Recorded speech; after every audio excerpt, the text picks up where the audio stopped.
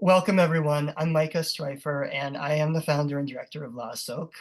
La Asok is a liberal virtual Beit Midrash, a place of study, a place to come together to study our sacred texts, to connect with each other, and to connect with our Jewish tradition through learning. Many of you have done some study with us before. I see a lot of familiar faces. Some of you are involved in some of our ongoing learning programs through La Asok. And we have some new faces as well, so welcome to everyone. I am very pleased today to be able to welcome Rabbi Leah Berkowitz, who has taught at La Asok before and who returns today to teach us or to lead us in a discussion about reproductive justice in Judaism. This is obviously a very, very important topic and a pertinent topic. We are participating with this program in the National Council of Jewish Women's Repro Shabbat, even though it's not Shabbat. This is in anticipation of Shabbat. I want to say a big thank you to an anonymous donor who helped make this program possible, or who made this program possible. I'd also like to thank those who made contributions toward supporting the work of La Asok. If you would like to make a contribution to support the work of La Asok, you can do so in the link that I'm putting into the chat right now. And I'll also put in one other plug before I turn things over to Rabbi Berkowitz, which is that she will be teaching another series, a short class series starting in a couple of weeks at the end of February, which is called Would the Torah Forgive Your Student Loans? It's about poverty and tzedakah in Judaism. So we're talking today about reproductive justice. We'll be talking then about economic justice. And if you're interested in that class, I'll put that link into the chat as well. I'll put it in later also, but just in case you love studying with Rabbi Berkowitz, which I know I do, there's more opportunity for that coming up. So I'd like to now turn things over to Rabbi Leah Berkowitz, and maybe we can start with the blessing for study and then launch into our discussion. Wonderful. So let's start with the blessing for study. Baruch atah Adonai Eloheinu melech haolam asher kidshanu b'mitzvotav v'tzivanu la'asok b'divrei Torah. Blessed are you, eternal our God, sovereign of the universe, who makes us holy through sacred obligations and commands us to immerse ourselves in the words of Torah. So welcome, everybody. I'm Rabbi Leah Berkowitz. Thank you, Rabbi Streifer. It's always a joy to be in your Beit Midrash. And this is one of the wonderful things that technology allows us to do. And I thought that we would, rather than go around and introduce ourselves, I thought if you'd like to put your name in the chat, or I think we'll automatically put your name in the chat, but put where you're from, and if very briefly, if you want to say something that drew you here today, a reason that you wanted to come learn about this topic. So let's just take a moment for that. Okay, let's see. Care about human rights and want to be able to give defenses against phobic stuff.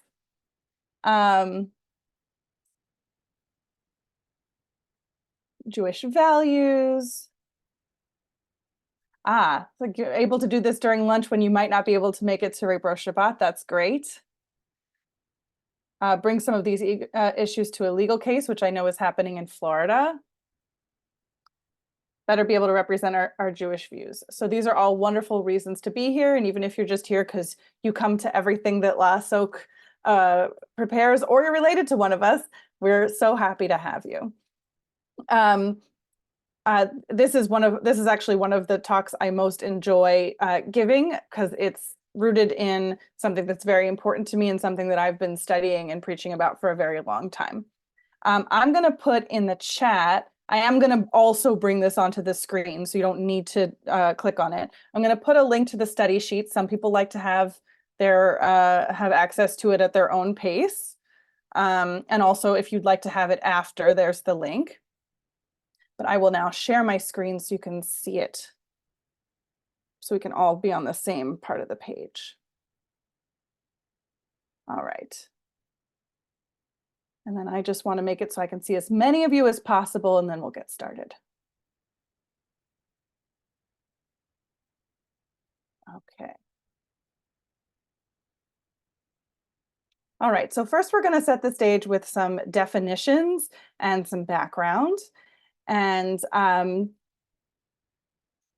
first, we have this idea of reproductive justice, and we've used a lot of different terms in the fight for reproductive justice. Sometimes we talk about choice, sometimes we talk about health, sometimes we talk about access. Reproductive justice, I feel, is a more all-encompassing term. All of these terms are still good. This is just one that I think encompasses a lot more than what we typically think of as when we think of abortion and contraception. So Loretta J. Ross and Richie Solinger define reproductive justice as the right to not have a child, the right to have a child, and the right to parent children in safe and healthy environments. Reproductive justice demands sexual autonomy and gender freedom for every human being.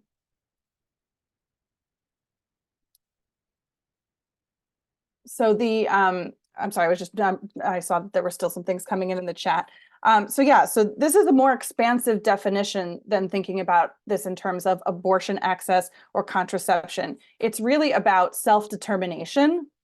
And I saw something in the chat about whether it's the pregnant person's decision or a family decision or and really that has become a central question in my own learning and teaching about this topic, is not just what are we allowed to do, but who gets to decide. And I think that's gonna come up a lot during this conversation.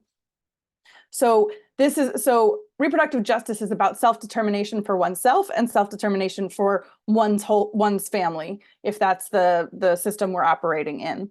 And I think it's important that reproductive justice is not only about choosing not to have children. Sometimes it's choosing to have children and then be able to access the support networks you need to do that. And that's become a very important part of the conversation that we sometimes sort of shove off to the side, is that if we really want people to, if the goal is to make people have more children and not just to make women suffer, which is what it sometimes feels like, if the goal is more children, there actually are a lot of policy things that we could be doing, policies that we could be implementing that would actually make it easier to raise children or to safely give birth in our country, and that might actually make it a little bit more enticing to people to get pregnant or to continue with pregnancies. I also want to point out Rabbi Danya Rutenberg. She, until recently, I don't know if she's still there or if she's leaving soon, but Rabbi Danya Rutenberg is a wonderful Jewish thinker who has been a rabbi in residence at the National Council of Jewish Women. And this is her, I feel like this is a good thesis statement for what we're talking about today. Reproductive freedom is a Jewish value. Our tradition not only permits the termination of pregnancy, but even requires it when the life of the pregnant person is at stake. And of course, kavod habriot, human dignity, and more broadly, building a just society, are ultimate Jewish concerns. And this is something we're going to see throughout the talk today, and something I think is really important to remember is that when we say Judaism permits abortion, or even that it commands abortion, that's not the whole story. It's that this is a choice that is centered in faith and centered in Jewish teaching and wisdom, just as much as any anti-choice faith leaders, any of their rhetoric. As much as it is based in their faith, our approach to reproductive justice is rooted in our faith. And I think it's really important that this is not, we're making an exception to a rule, but that this is actually the rule. The rule is, in some ways, bodily autonomy, though obviously we have some exceptions to that throughout history. The rule is bodily autonomy. The rule is prioritizing the health of the pregnant person. The rule is considering the impact on the entire family.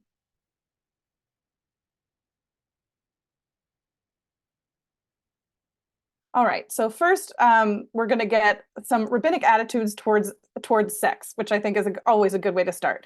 And this is one of many stories where a rabbinic student follows a rabbinic teacher to some place very private. A lot of times, a lot of these stories are actually following the rabbi into the bathroom to see how he conducts himself there. I was first told this story by as the rabbi the student hid under the bed to see how the rabbi tied his shoes. That's actually not why the rabbi was under the bed, and we're going to see that in a minute. So basically, the idea is in hiding under the bed or following the rabbi into the bathroom, you get to learn sort of what is the proper way, the holy way, the sacred way to do these sort of mundane tasks. So here we have a Rav Kahana. The rabbis tell us that Rav Kahana entered and lay beneath Rav's bed. He heard Rav chatting and laughing with his wife and seeing to his needs, i.e., having relations with her. Rav Kahana said to Rav, the mouth of Abba, which is a name he called Rav, is like one who has never eaten a cooked dish, i.e., his behavior was lustful. He's basically saying, you've been married a really long time. Why are you this excited to make love to your wife? And he says this out loud from under the bed. And Rav said to him, Kahana, are you here? Leave, as this is an undesirable mode of behavior. And Rav Kahana said to him, this too is Torah, and I must learn. So the rabbi under the bed story reminds us that Judaism believes that sexual relationships have the potential for holiness, and how we have sex is a matter of religious importance. So while there might be some right and wrong ways of doing things, there is no inherent sin or impurity in consensual sex. We might see it as a spectrum of this is more sacred behavior and this is less sacred behavior, but there isn't that sense like there might be in certain other religions that sex is a necessary evil or sex is sinful. Inherently, it's something that just is and that it has potential for holiness. Just want to pause for a second to see if anyone has any questions.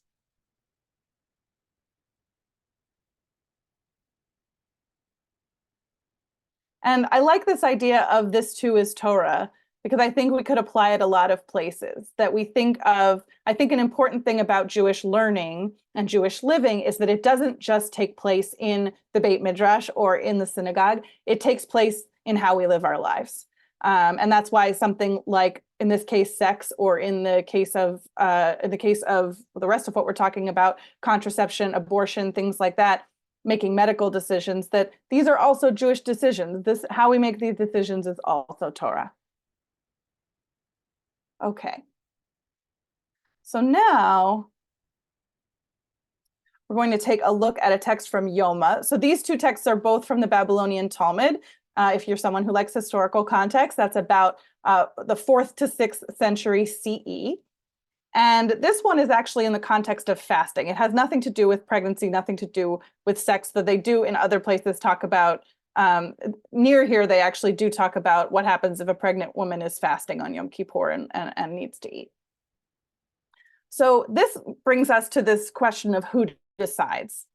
When you are fasting, as you may know, if you observe Yom Kippur, that if you fast, you cannot do so in a way that might harm yourself. So if you are sick, if you are either chronically or acutely ill, if you have diabetes, if you might faint, if you get migraines, if you can't get through the day without a cup of coffee, these are all things that might necessitate breaking your fast. And here they get to the question of who decides. And, you know, we often talk about abortion, contraception, these things all being a matter of being between the person and their doctor. And here we say the person's even able to overrule the doctor in some cases.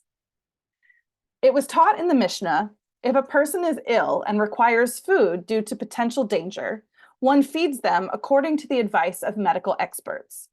Rabbi Yanai said, if an ill person says they need to eat, and a doctor says they do not need to eat, one listens to the ill person. So whereas if a doctor tells you you need to eat and you're being stubborn, the doctor can overrule you for your own safety. But if the doctor says you're fine and you say, no, I really need to eat, we listen to you. What is the reason for this halakha, this Jewish law? It is because the verse states, the heart knows the bitterness of its own soul. Meaning an ill person knows the intensity of their pain and weakness, and doctors cannot say otherwise. The Gemara asks, is it obvious that a person knows themselves better than anyone else does? Why does this need to be stated explicitly? The Gemara answers, It is lest you say the doctor is more certain because they have had more experience with this condition. Therefore, the verse teaches us that even so, it is the ill person who knows their own suffering better than anyone else. So here I'm going to introduce you to, if you haven't already learned this concept from Rabbi Streifer, there's a rabbinic concept of kal v'chomer, which means all the more so.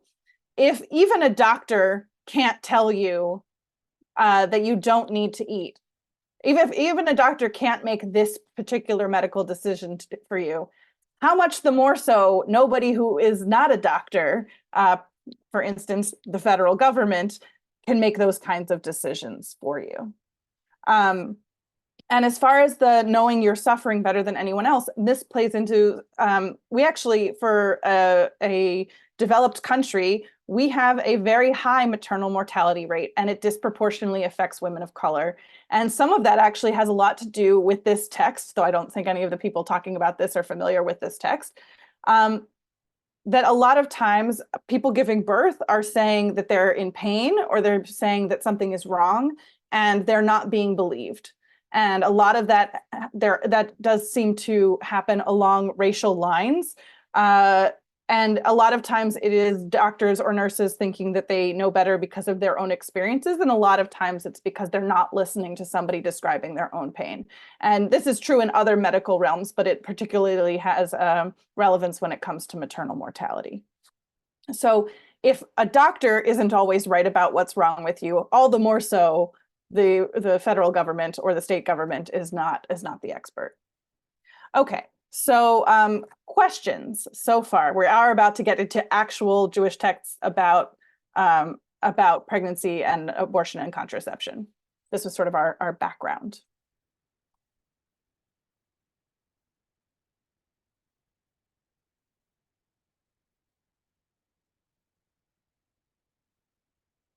Okay.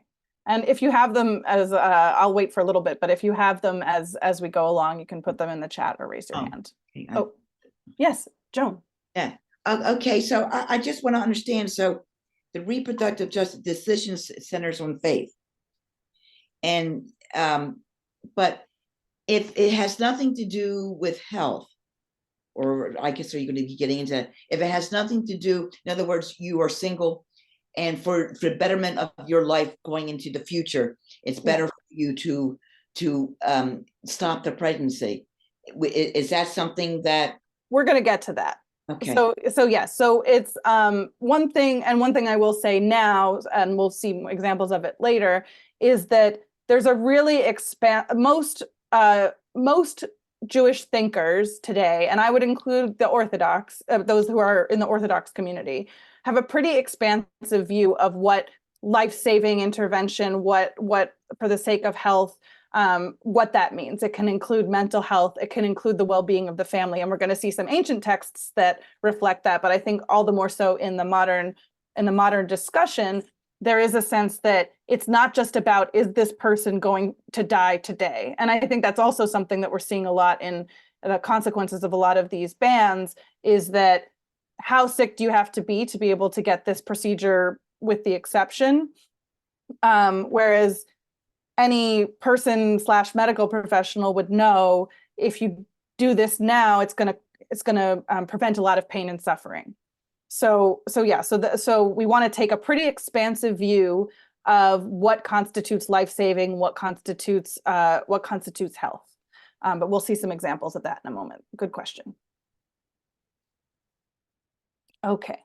So here is actually, if you were wondering why this week is always Reproductive Justice Shabbat, this is the connection. So we have this is from this week's Torah portion, Mishpatim, and here we're dealing with the legal personhood of a fetus. And again, like everything, we sort of come to it from sideways. We're not really talking about the legal personhood of a fetus. We're talking about people fighting, and we're talking about damages, and we're talking about payment for damages, and this is where we see this text. Okay.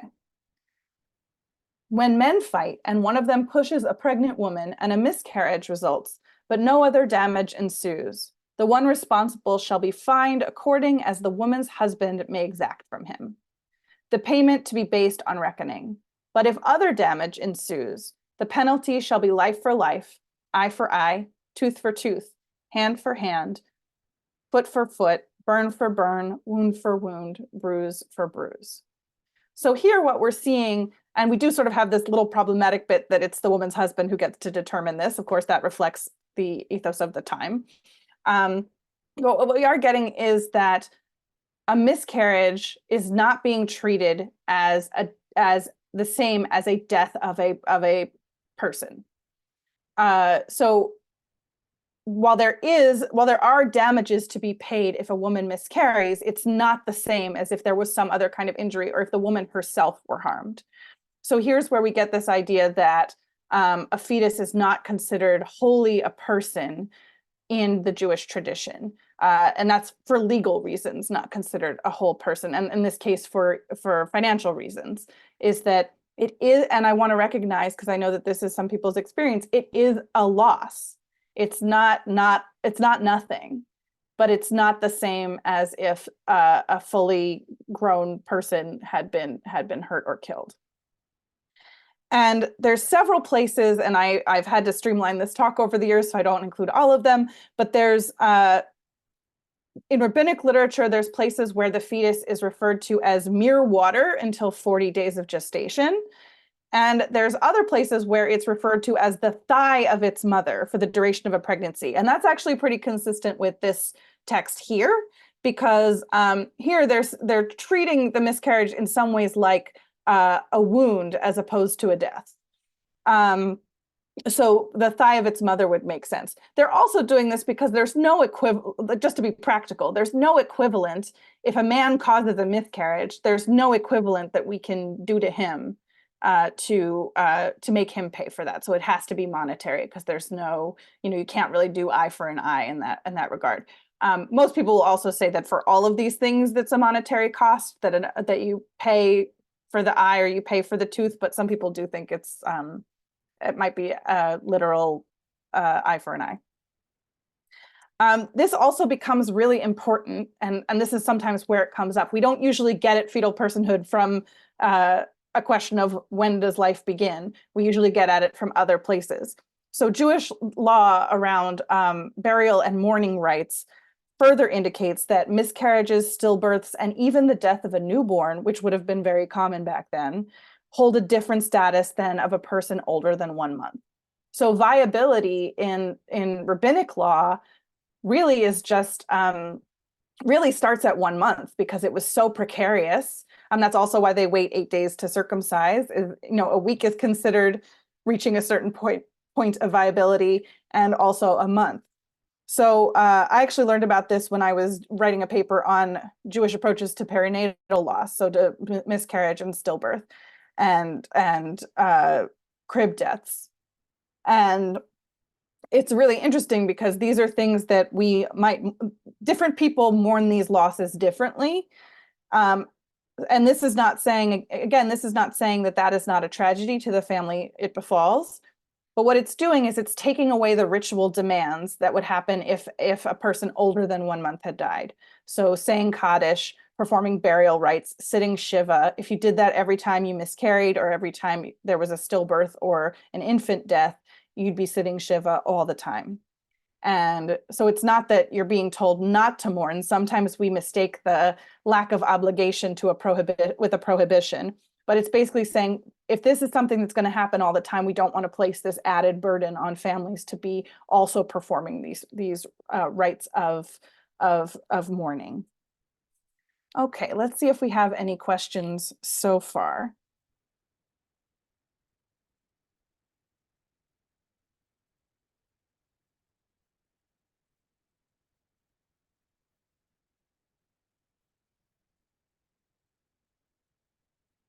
Okay.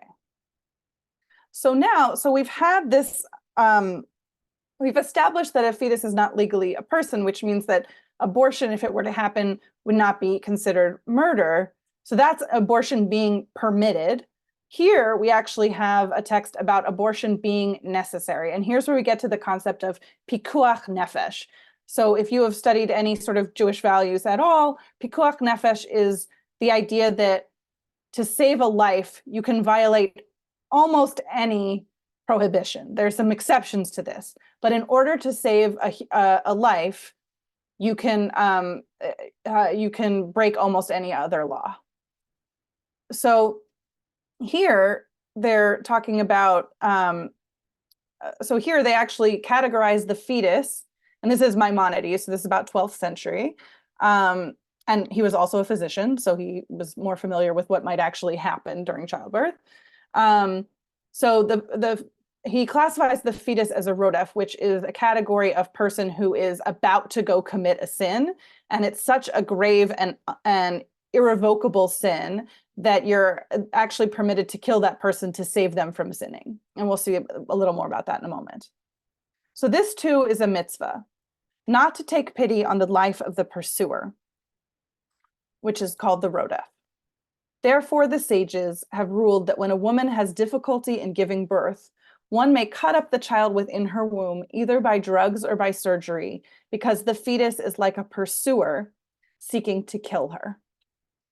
Once the head has emerged, the fetus may not be touched, for we do not set aside one life for another. This is the natural course of the world. So this actually gives us a very long window during which an abortion, a termination could take place. This is not something that is legal anywhere, to have an abortion.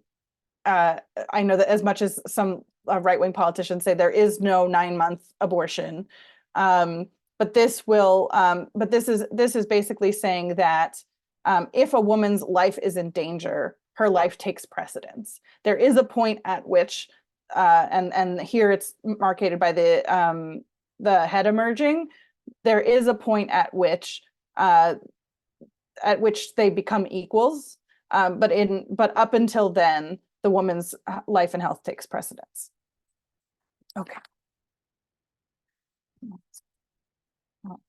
So we now have that we're permitted to, and even commanded to, terminate a pregnancy to save somebody's life. But what about the first commandment in the Torah? Does anyone know what the first commandment in the Torah is? Might have seen it on the page already, but. Let there be light. Oh, that's a good point. So that was God's commandment sort of to the universe. What was God's first commandment to Adam? Be fruitful. Be fruitful and multiply. Okay. Lacey, is that what you were going to say? I saw Lacey raise your hand. Okay. Yes, yeah. It was. Yes. So be fruitful and multiply is a commandment. And then there's this question of, well, are there exceptions to that? And we're going to see that there are. Okay. So, actually, before we get into the text that I was going to show you, there are several places in the Talmud where it's discussed whether a woman is bound by this commandment, whether this commandment was just to Adam or also to Adam and Eve. And the reason that they were concerned about that is because there were many reasons why you might not want to obligate a woman to fulfill this commandment. They didn't really believe back then that men could be infertile. They thought all infertility was the woman's responsibility. So they felt that obviously there were women who couldn't perform this mitzvah. And then there's also the possibility, like we saw before, that their life could be endangered. So you even see examples of the rabbi's wives coming to them. And there's one where the rabbi's wife comes to him in disguise and says, is it permissible for a woman to not fulfill this mitzvah?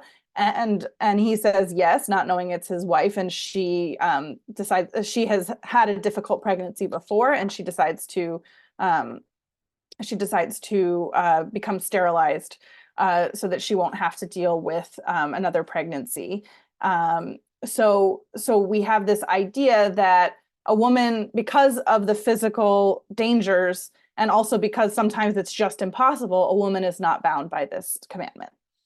And what this text is actually about contraception, but I think this gets to Joan's question of sort of like how, obviously if somebody's life is in danger, if somebody's health is in danger, it's permissible, but what other situations might we be thinking about? And I think this text about contraception is a really good illustration of that.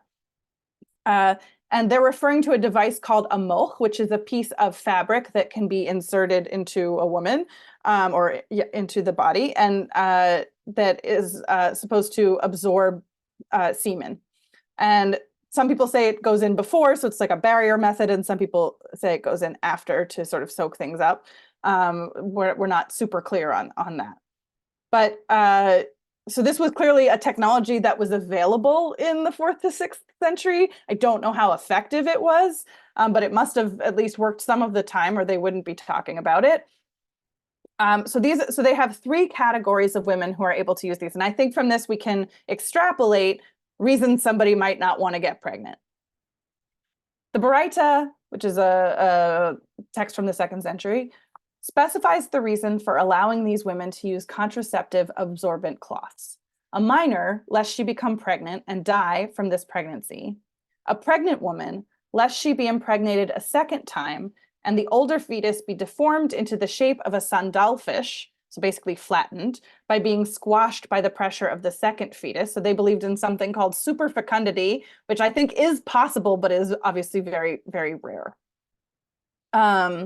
Superfecundity is the ability to get pregnant when you are already pregnant, which usually is not the case. And a nursing woman, lest she become pregnant and her milk dry up, in which case she weans her child too early, thereby endangering the child and it dies. So this is a good place to pause for some discussion, in that how might we look at this text? How might we apply this text to situations today? So similar to what Joan had said, how might we apply this text to situations where it's not just, immediate death is the only possibility?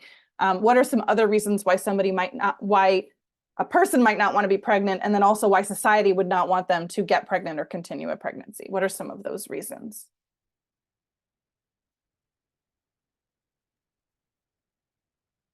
Ira? Well, if there was a case, I think, in Texas recently where a woman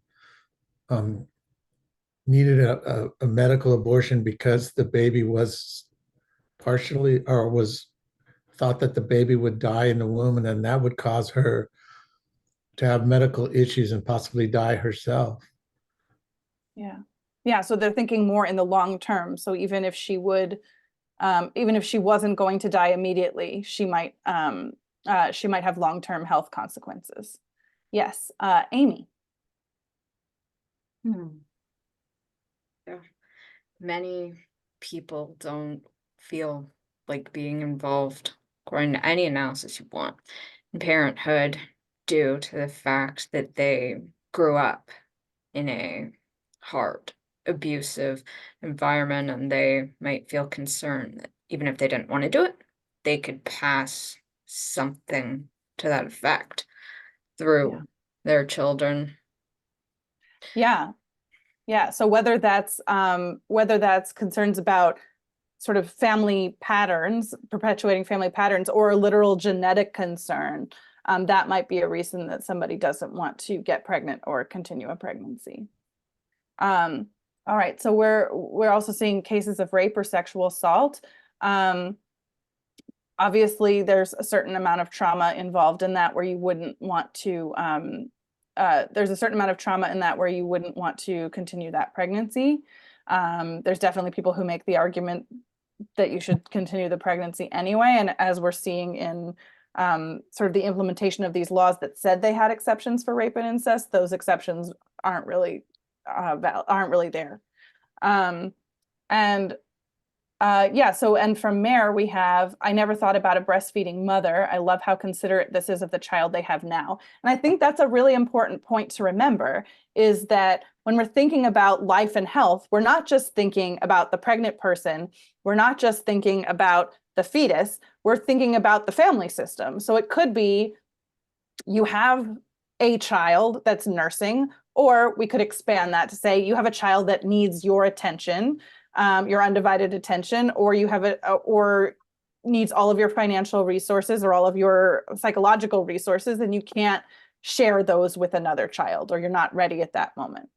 We also have, Sarah said, war or extreme poverty. There might be a situation where continuing a pregnancy puts both you and your family at risk. The financial constraints. So Sophia says a modern equivalent to the breastfeeding example is financial constraints about how they might affect the ability to take care of a second child. So for instance, now, back then they probably breastfed for about 3 years, which is a method of contraception, but it's not a foolproof method of contraception. So they would breastfeed for 3 years, and that would be the child's main source of nutrition. So you don't want to jeopardize that. And especially if you're not in a financial place where you could hire a wet nurse or where you could feed them other nutrients, you really want to be able to give all of that resource to the child you have. Okay, I saw Joan. I'm having a little trouble seeing the raised hands. 1 second. So Joan has a raised hand, and then Pamela. I think it was sort of said. I'm also adding just that the person who has become pregnant is just not at that point in time in their life able to take care of the baby, and it's better, and instead of going through the whole pregnancy, which would be causing other issues, socially, that they're better off with the abortion part of it. I mean, doing the abortion. Right, and that actually that gets us to the question that we often see in anti-abortion rhetoric, which is, why not just have the baby and give it up for adoption? Well, in a perfect world, where even if in a perfect world where somebody can do that and be healthy and be safe, which pregnancy and childbirth can be very risky, even where somebody might do that safely, there might be psychological trauma, there might be financial constraints. There might be shame and embarrassment, and there might be family conflict within the system. If somebody doesn't feel that they can be pregnant in their family or in their community without enduring shame or some kind of abuse, that might be a reason to terminate a pregnancy. Right, and. Yes. So then Tracy said a pregnant person simply might not want to have a baby. And I just want to point out that the one of the categories for the Moch was a minor, and they said the minor lest they die. But I would also, if we're being expansive, one might also say the minor might not be able to fulfill their potential. Like nowadays, when you're not getting married at 12, which is the sort of the situation that we're looking at in this text. A minor might be someone who, by having a baby now, they are going to be limited in other opportunities to get an education, to have meaningful work. So we're taking into account their physical safety in the original text, but we could also take into account their future and their potential. Pamela, you've been very patient. Just, there are also medical conditions which one may have, which would be exacerbated. And also medical conditions that can arise during the course of a pregnancy. I have a friend who was pregnant with a much wanted third child, diagnosed with an aggressive cancer that needed to be treated immediately. And not only did she worry about her life, as importantly, she worried about leaving her children without a mother, and went ahead with the abortion. Right. And I think this is one of the ones. Yes. I have at the end of this at the end of the source sheet, there's some modern day articles, and one of them is from Jessica Valenti, who's a very important voice on this.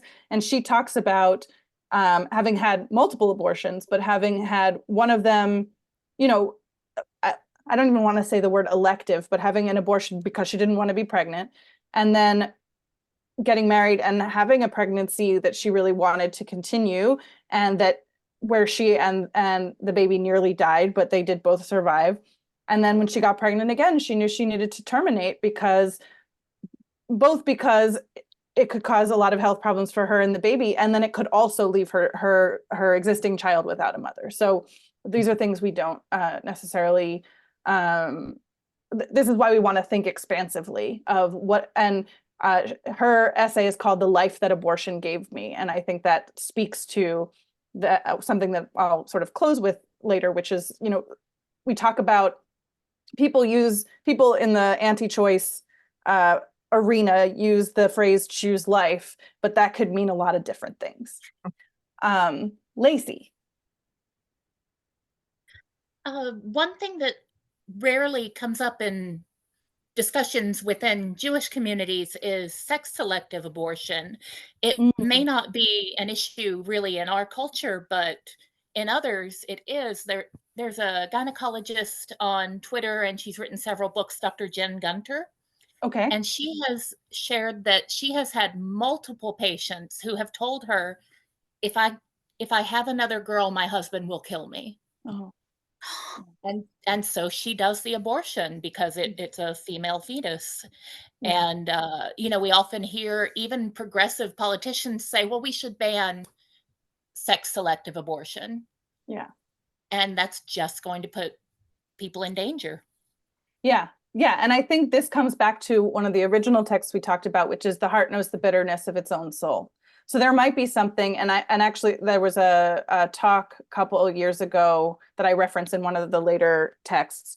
There was a day-long, the Hadar Institute did a day-long talk about reproductive justice, a seminar, and they did have an OBGYN on there, and she was saying, there were times when I would judge the reason that somebody might choose to terminate a pregnancy, and then I realized, and then a colleague had said to her, you don't know their life. So, when you say, why don't you just give the baby up for adoption, you don't know what's going to happen when if they're living at home and either their spouse or their parent or whoever they're living with finds out that they're pregnant. You don't know, you don't know if somebody has said, if you have another girl, or even if you have another baby, I'm going to kill you. You don't know if somebody's coming from an abusive situation. So this is where we get to the heart knows the bitterness of its own soul, is that even the medical professional who is part of this decision-making process can't always know everything. So Robin asks about a woman being pregnant out of wedlock. So I think some of these sort of address it in a sideways way. Usually the solution to in a lot of cultures, when to an out of wedlock pregnancy. Wait, somebody's off mute. 1 second. Getting a little bit of feedback here. Okay. So Robin asks about a woman who becomes pregnant out of wedlock. So at this juncture in time, when some of these texts were emerging, the solution to an out of wedlock pregnancy would probably be to marry whoever had gotten you pregnant, or to so if that wasn't available, I'm sure if that wasn't an option, I'm sure there would be that this would be considered. But I don't know that they really make it explicit because well, and also within Jewish law, there's a lot of Jewish law sort of indicates that if you have been intimate with somebody, you've basically married them, which I feel like should be more terrifying to young people today about out of wedlock, and I feel like out of wedlock also might be sort of not a term that they were using at that time. Rabbi Streifer. Yeah, just since you asked that, it occurred to me, and I can't remember the source right now, but that I've seen at least one Orthodox response referring to a case of adultery where abortion, talking about out of wedlock, where abortion would be permitted for the well-being of the family, essentially, because of the trauma or the, what would be brought upon the family if that baby had to be brought to term. Right, and that is something else to be considering. And yes, and the rabbis were much more concerned when they're talking about out of wedlock. If people are unmarried, but they're not committed to anybody else, the solution is usually just, okay, those two people now have to get married. But if it is a case of adultery, especially a case in which the woman is married to somebody else, that causes a big problem because polygamy was permissible in some of these situations. So a man could take on another wife, but a woman couldn't take on another husband, and they're very concerned with paternity. So yeah, and what's really interesting, if and this is something that's probably its own conversation, and I think they might have recently done away with this, but in Israel, abortion is actually, it is permitted, legal, it's legal, and it's covered by socialized medicine there. So it's not only legal, but it's government funded. But in order to get one, at least until recently, I think this might have changed. You had to go before a panel that I believe was a physician and either two physicians and a social worker, or two social workers and a physician.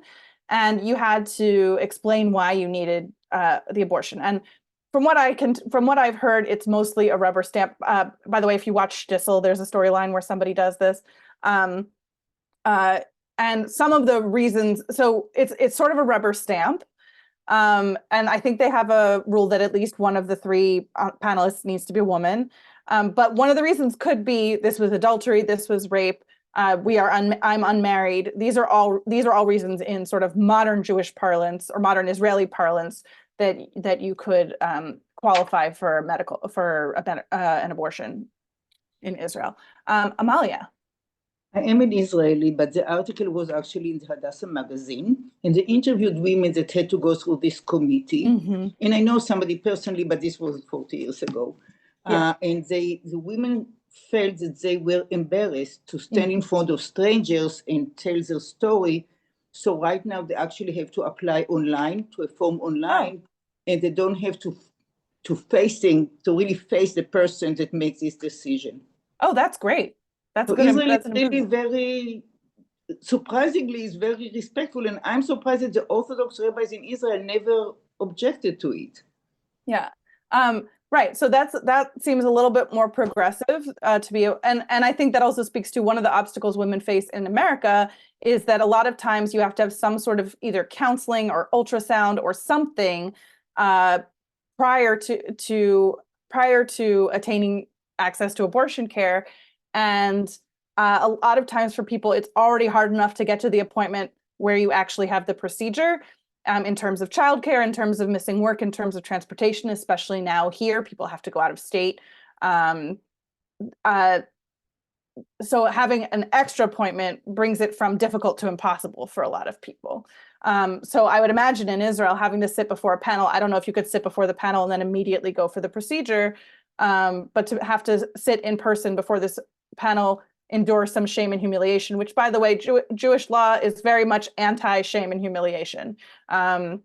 They really don't want people to be publicly embarrassed, and I think that might have influenced the decision. Even though that's sort of a private setting, you're sort of going in front of strangers and being and having to divulge very private details of your life. Yeah, so I'm glad to know that has changed. Other questions or other thoughts about how we might see this text more expansively, or see the idea of choice or health, or yes, Joan. This is slightly different, but it's in relation to this, because I know of this situation actually occurred. Okay. There was somebody who was told not to become pregnant because she had cancer, and the hormones would make her cancer come back. In other words, she was in remission. Yeah. She became pregnant. She had 3 children. She refused to have an abortion. So I'm just curious, in the Jewish law, is that considered a sin or not? I don't know what they would call it. That because you're choosing to take your life to have this baby, and you won't be there for the other children. Yeah, either. I don't know if I would use the word sin, and I think that word, not that word doesn't exist in Judaism, but I think it's not as clear of a. Yeah, I don't know that I would say that was a sin. I would say that if you spoke to a rabbi and asked them, even an Orthodox rabbi, and asked them what you should do, they would probably say the best decision is for you to have an abortion. And I also wanted to add, because people were surprised about it being so widely available in Israel, where obviously we have an Orthodox rabbinate in charge of a lot of things. This isn't like a progressive, none of what we've looked at today is a progressive view. I mean, we'll see some things that are progressive view, but none of this is a progressive view of Judaism's approach to abortion. This is something, while you might get some resistance in an Orthodox community because of this commandment to be fruitful and multiply, you are not going to get the same, you're not going to get the same, like, this is a sin or this is murder from even an Orthodox rabbi. And in fact, and this was a long time ago, so I don't know if any of this has changed either. I visited during my year in Israel, I went to a religious women's crisis center. We heard from a woman who runs a religious women's crisis center, and it was one of the most interesting things I've ever heard. And she said that they actually, because a lot of people follow different rabbinic sects with a C, because people follow different rabbis. So for instance, like if you're a Lubavitcher, you need to talk to a Lubavitcher rabbi. If you're a Breslaver, you need to talk to a Breslaver rabbi. If you're modern, you talk to one kind of rabbi. If you're Hasidic, you talk to a different one. She actually knew which rabbis were more permissive and more encouraging. So if somebody came in and said, you know, my 14-year-old daughter needs an abortion, or I'm ill and I need an abortion, but I want to talk to a rabbi first, they would actually know which rabbis within their community would give them the best advice, or who would help them to make this choice in a way that was best for them and their families. So we do have we do have, even within the Orthodox community, this sense that we want to be that we want to protect people's life and protect people's public reputation and things like that. Okay, so we only have a little bit of time left, and I want to get us to some more modern texts. So this is actually, I believe this is an Orthodox rabbi, Rabbi Aaron Lichtenstein, Abortion, a Halachic Perspective. Halachic meaning consistent with most traditional Jewish law. Here it is clear that saving a life is not the only sanction for permitting an abortion. This is evident from the Talmudic passage that permits a nursing mother to cohabitate using a mach, a barrier of cotton or wool, to prevent pregnancy. Since this prohibition is waived to facilitate normal family relations, which is why the omission in this context is not wasteful. So basically they're saying you don't have to abstain from sex, and that's not realistic to say that you should abstain from sex if you don't want to get pregnant. It would follow that other ethical and humane factors may be taken into account. It would seem, and this brings us back to Jewish values like we had from Rabbi Rutenberg at the beginning, that the issues such as kavod habriot, dignity of persons, shalom bayit, domestic peace, and sa'ar, pain, all carry significant halachic weight in other contexts, should be considered in making these decisions. So all of these matters of embarrassment or adultery or be out of wedlock, these kinds of things are all sort of fall under this category of shalom bayit. And I would argue, Joan, from the situation that you described, which is horrible, and I'm so sorry that happened, that you could, I think you could categorize this under any of these things, under human dignity, under trying to ease pain, and also for shalom bayit, trying to help her continue to be present for her family. So again, I don't want to use the word sin because it's her choice, and that's exactly what we're fighting for. But it's something that would be, it is not what the Jewish law or Jewish wisdom would advise. Okay, so I just want to tell you what we have in the rest of this sheet, and I'll put it again in the chat if you want to click on it so that you have it after the session ends. Oops, what did I do? Okay, so this is actually a selection from a sermon I gave 2 years ago. I'm actually very proud of this, and I'm very proud of my congregation. There's several people here from Kolami.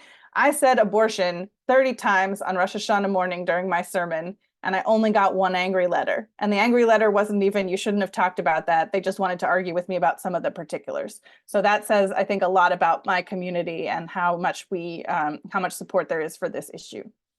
So there's a link to the whole sermon. There's a bigger chunk of it in here. But the part I wanted to read, so I was studying with Rabbi Yitz Greenberg, who is an Orthodox rabbi, who would probably permit abortion in certain circumstances, but may disagree with me on some of these more permissive, expansive reasons. And he kept saying, for everything we were talking about, what is the most life-affirming decision? So the question is not, when does life begin? And it is not whose life matters most in this situation. The question is, what is the most life-affirming decision we can make in this moment? And who gets to make this decision? It may seem counterintuitive, since the idea of choosing life has been co-opted by those who seek to block access to abortion care. Even within the framework of reproductive justice, We might imagine other life-affirming choices our community can make. We could invest in healthcare and education, paid leave and childcare, pay equity, food security, and affordable housing. These too might help create safer, healthier places to be pregnant, to give birth, and to raise children. But when we encounter the stories of the very real people who are faced with these decisions, we see that there are many circumstances when terminating a pregnancy is the best or the only life-affirming choice. Sometimes this is because the pregnant person's life is endangered by continuing a pregnancy. Sometimes this is because a fetal anomaly would cause pain and suffering to all those involved if the pregnancy were carried to term. Sometimes this is because the circumstances of the pregnancy have brought anguish to the pregnant person and their loved ones. And sometimes this is because it is just the best decision for the pregnant person, their loved ones, and their future. There is no law without story, which is a quote from Rabbi Aviva Richman. And these stories, ancient and modern, remind us that we do not have the right to choose when someone else brings life into the world. We can only choose what kind of life, what kind of world we want to create for those who choose to be pregnant, to give birth, and to parent children, as well as for those who choose not to. But most of all, we can choose what kind of world we'll create for those whose time has come to be born. So I'll take a few more questions if you have a moment to stay, but I just want to tell you what else is in this packet. So these are some links to where you can get more information and get more involved with supporting reproductive justice and abortion access. National Council for Jewish Women now has a specific website called Jews for Abortion Access, where you can access a lot of resources and donate specifically for that cause. I've also put some links to places where you can get information about the laws in your own state, which are changing all the time. So it's something to keep an eye on, and other places where you can, where you can get involved. It's obviously very important to vote, and some of your states are going to have ballot measures enshrining reproductive rights into the Constitution, or some other way of fighting an abortion ban in your state. And if you have access to any kind of platform, be vocal about reproductive justice. Make it known that people of faith support abortion access too, that it's not an exception to being religious, that in our case it is the rule. Okay, so I think we have some questions. Okay. Oh, so we don't have questions yet, but I will happily take some. And there is a link in the chat to my next class, which is a 3-part series on poverty and tzedakah in the Jewish tradition. So we'll be looking at sort of more of economic justice, and I like to call it with the rabbis. What word did I use? Forgive your student loans, because there's actually some very clear rabbinic conversations about loans and about poverty and about what responsibilities we have to each other. All right, questions, comments? I'm going to take the sheet down. 1 second. Oh, I'll also just tell you there's some personal narratives, links to personal narratives at the end of this that I think are really worth checking out. So now I can see all of your faces.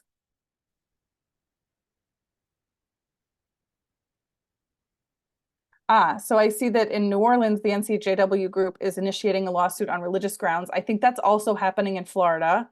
There's actually a movie about that I'm blanking on the name for it. But there's a short movie that was on PBS about the fight in Florida.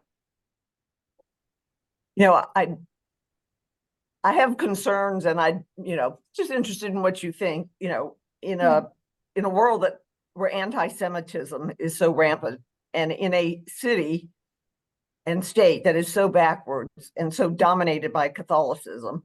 Okay. I just have worries about this lawsuit generating more negative, particularly since it has very little chance of succeeding in this state. So. Yeah. Are you also in Louisiana? Yeah, I live in New Orleans. Yeah. So absolutely, that is something to be concerned about. But I don't think that's a reason not to do it. Right. obviously, like, I think, you know, we have responsibilities to combat anti-Semitism, but I think, you know, standing up for what we believe in, I Yes. mean, that's always a risk. Yes. Yeah, so Yeah. I can see what your concerns are about bringing the lawsuit. And I think that the Florida lawsuit, it's not just Jewish people who are bringing the lawsuit. Of course, you know, I don't know that it That's helps. a good way for them to try to soften the blow, but this is going to be brought by NCJW, I believe. Right, but I think even the case in Florida, which was also, I think it was also brought by NCJW, and I think that they also have Muslim and progressive Christian people as part of the lawsuit. So I don't, Wonderful. I could be That's a great wrong, idea. Okay. but I Good. think that including voices, because I think there are, Yes. even in Christian circles, even in Muslim circles, within all religions, there are, I mean, what I think is interesting about Judaism is that Right. throughout progressive and less progressive circles, abortion is still permissible in some circumstances and mandated in others. But there are also pockets of other communities of faith where that's also the case. So I think it's important to stand together when you can. Good. Thank you. When I see people from North Carolina where I used to live, so that's right. So Rick saying that this is clearly a violation of religious rights. Well, that's where the NCJW suits are coming from, is that this is a violation of our rights. So for instance, what happened to what happened in Texas a couple months ago, and I forget where the other case was, but there were a couple of cases where people had to go out of state to obtain care. You know, if that is a violation, in many ways, that was a violation of Jewish law and ethics, in that we brought added suffering and we put this person's life in danger.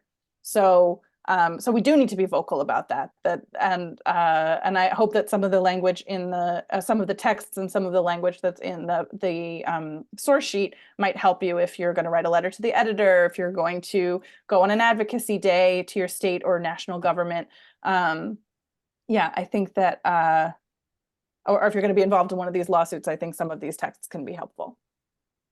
And how do I access them? Oh, okay. I put a link in the chat, so you can click on that, but I'll do it again. Okay, great.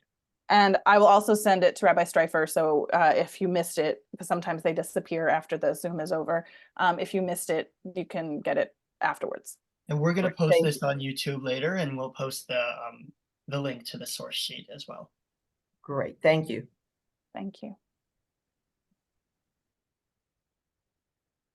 Well, it's been wonderful to study with all of you, and I hope that some of you will join me for my upcoming class, and I hope I'll get a chance to study with you again. Thank you so much. My thanks to Rabbi Leah Berkowitz for this really important and interesting class, and thank you to everyone for being here. Thank you again to our generous donor who made this possible, and to all of you for being here and being part of this conversation. Yeah, thank you very much. Yeah. Take care.